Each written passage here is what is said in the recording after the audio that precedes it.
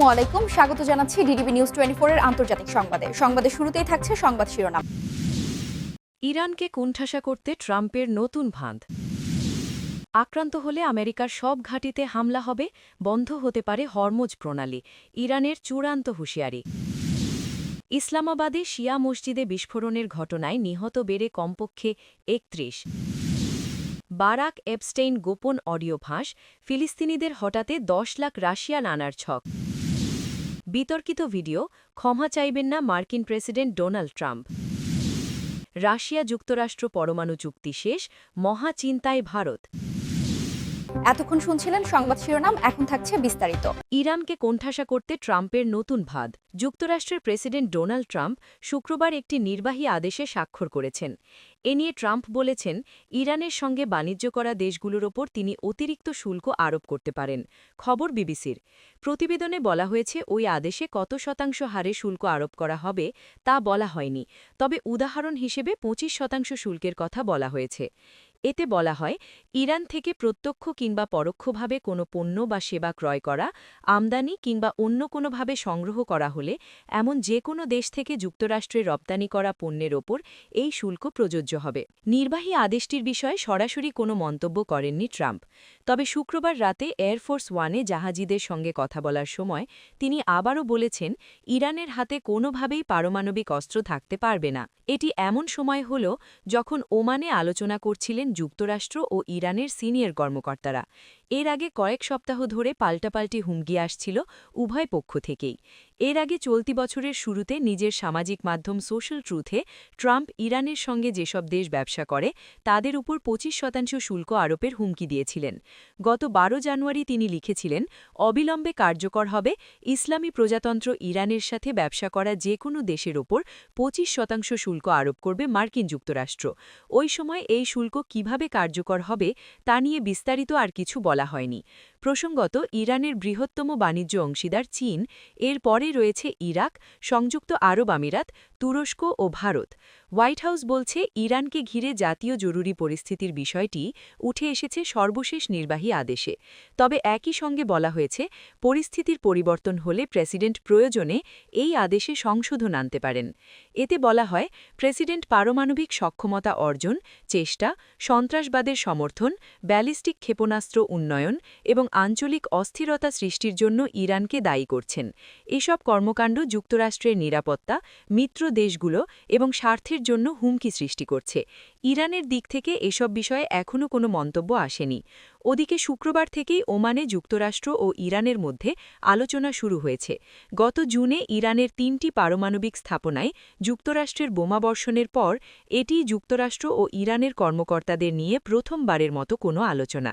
বৈঠকে ইরানের প্রতিনিধি দলের নেতৃত্ব দিয়েছেন দেশটির পররাষ্ট্রমন্ত্রী আব্বাস আরাকচি। অন্যদিকে মার্কিন দলটিতে ছিলেন বিশেষ দূত স্টিভ উইটকম্ফ এবং ট্রাম্পের জামাতা জ্যারেড কুশনার।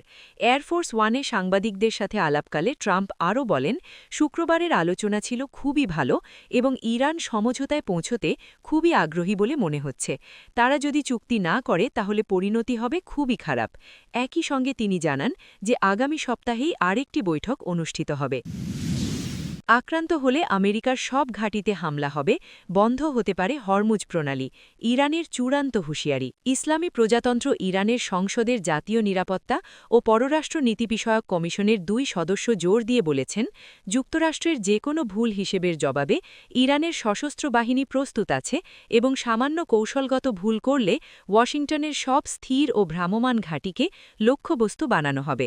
ইরানের সংসদের জাতীয় নিরাপত্তা ও পররাষ্ট্র নীতি বিষয়ক কমিশনের সদস্য আলাউদ্দিন বোরুজের্দি বার্তা সংস্থা ইরনার সঙ্গে এক সাক্ষাৎকারে যুক্তরাষ্ট্রের সম্ভাব্য সামরিক ভুল প্রসঙ্গে বলেন, আমেরিকা ভালোভাবেই জানে যে তারা যদি ভুল হিসেব করে তাহলে এবার ইসলামী প্রজাতন্ত্র ইরানের আচরণ ১২ দিনের যুদ্ধের মতো হবে না, বরং যুক্তরাষ্ট্রের সব স্থির ও ভ্রাম্যমাণ ঘাঁটি ইরানের সশস্ত্র বাহিনীর লক্ষ্যবস্তুর অন্তর্ভুক্ত হবে। তিনি আরও বলেন, যুক্তরাষ্ট্র আক্রমণ চালালে ইহুদিবাদী ইসরায়েল ইরানের লক্ষ্যবস্তু হবে। বোরুজের্দি বলেন, ১২ দিনের যুদ্ধের তুলনায় বর্তমানে ইরানের প্রতিরক্ষা ও সামরিক সক্ষমতা অনেক বেশি।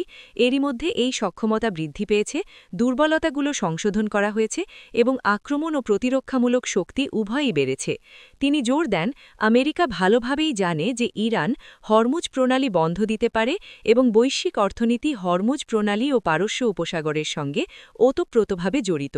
তবে মনে হয় তারা এমন ভুল করবে না যাতে পুরো অঞ্চলে আগুন জ্বলে ওঠে, কারণ তাহলে এই আগুন পুরো অঞ্চলকে গ্রাস করবে। এ প্রসঙ্গে ইরানের সংসদের জাতীয় নিরাপত্তা ও পররাষ্ট্র নীতি কমিশনের মুখপাত্র ইব্রাহিম রেজাই ইরনার সঙ্গে সাক্ষাৎকারে বলেছেন, আমেরিকার সামান্যতম ভুলের সর্বোচ্চ পর্যায়ে জবাব দেওয়া হবে এবং এ বিষয়ে ইরানের সশস্ত্র বাহিনী ও জনগণের মধ্যে কোনো দ্বিধা বা আপোষকমি মনোভাব নেই। তিনি জোর দেন, ইসলামী প্রজাতন্ত্র ইরান যুদ্ধগ্রামী নয়, তবে শত্রুর যে কোনো শত্রুতামূলক পদক্ষেপের ক্ষেত্রে আমরা জাতীয় স্বার্থ, জনগণ ও দেশের ভূখণ্ড দৃঢ়ভাবে রক্ষা করব এবং শত্রুর কাজের উপযুক্ত জবাব দেব। ইসলামাবাদে শিয়া মসজিদে বিস্ফোরণের ঘটনায় নিহত বেড়ে কমপক্ষে ৩১। পাকিস্তানের রাজধানী ইসলামাবাদে শুক্রবার একটি শিয়া মসজিদে আত্মঘাতী বোমা হামলায় নিহতের সংখ্যা বেড়ে অন্তত ৩১ জনে দাঁড়িয়েছে বলে স্থানীয় কর্তৃপক্ষ জানিয়েছে। পুলিশের একটি সূত্র জানায়, এতে আহত হয়েছেন ১৩০ জনেরও বেশি। শহর প্রশাসনের ঊর্ধ্বতন কর্মকর্তারা জানান, ইসলামাবাদের উপকণ্ঠের তারলাই এলাকায় অবস্থিত ইমাম বারগাহ কাসার খাদিজাতুল কুবরা মসজিদে বিস্ফোরণে ৩১ জন নিহত।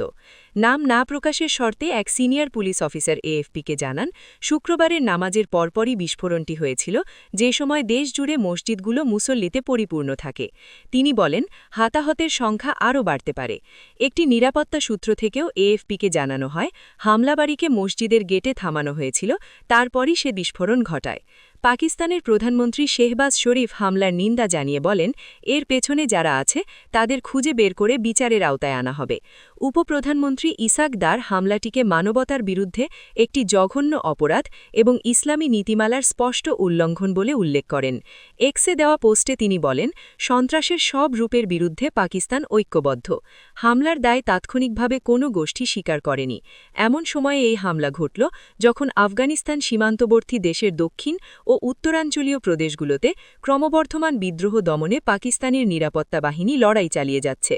পাকিস্তান সুন্নি অধ্যুষিত দেশ, তবুও শিয়া জনগোষ্ঠী মোট জনসংখ্যার প্রায় ১০ থেকে ১৫%। অতীতে এই অঞ্চলে শিয়ারা একাধিকবার লক্ষ্যবস্তুতে পরিণত হয়েছেন।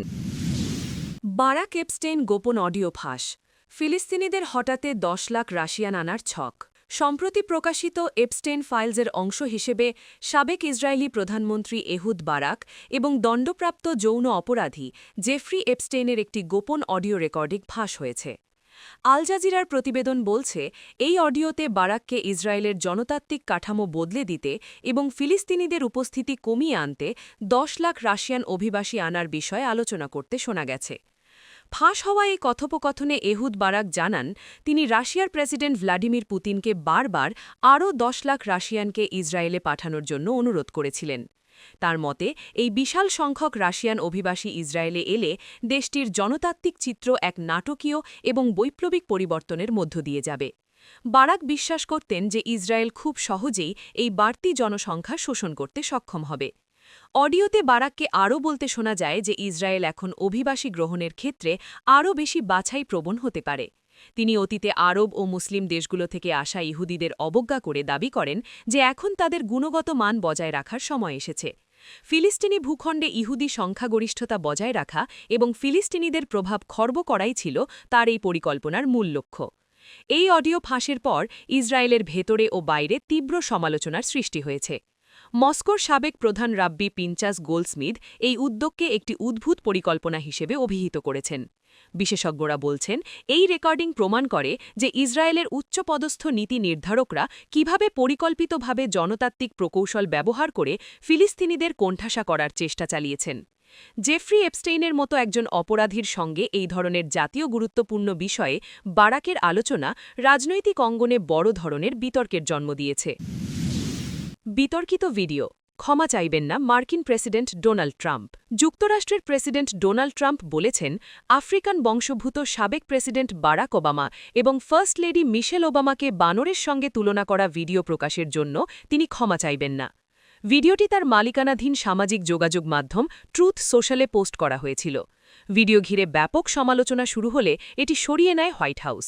তবে ট্রাম্প জোর দিয়ে জানিয়েছেন, ভিডিওটি নজরে আসার সঙ্গে সঙ্গেই তা সরানো হয়েছে। তিনি ভিডিওর প্রথম অংশটি চমৎকার বলে উল্লেখ করেছেন। সিএনএন জানায় ভিডিওর প্রথম অংশে 2020 সালের প্রেসিডেন্ট নির্বাচনে কারচুপির দাবি উল্লেখ ছিল।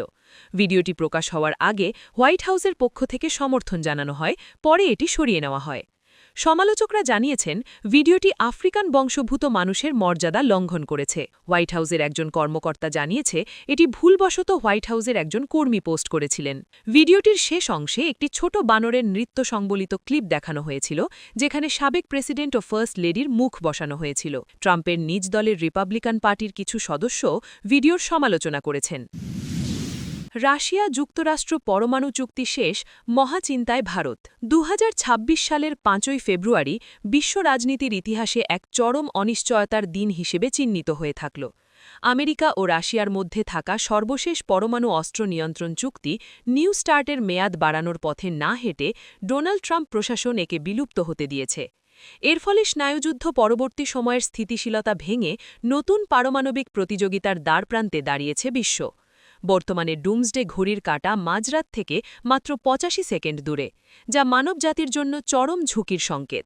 এই চুক্তির অবসানের ফলে মস্কো ও ওয়াশিংটন তাদের পরমাণু অস্ত্রাগার সীমাহীনভাবে বাড়ানোর ছাড়পত্র পেয়ে গেল।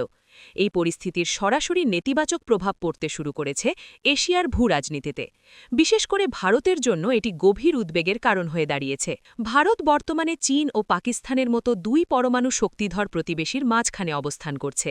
সাম্প্রতিক রিপোর্ট অনুযায়ী চীনের কাছে বর্তমানে প্রায় 600টি পরমাণু অস্ত্র রয়েছে এবং তারা প্রতি বছর প্রায় 100টি করে নতুন ওয়ারহেড তৈরি করছে।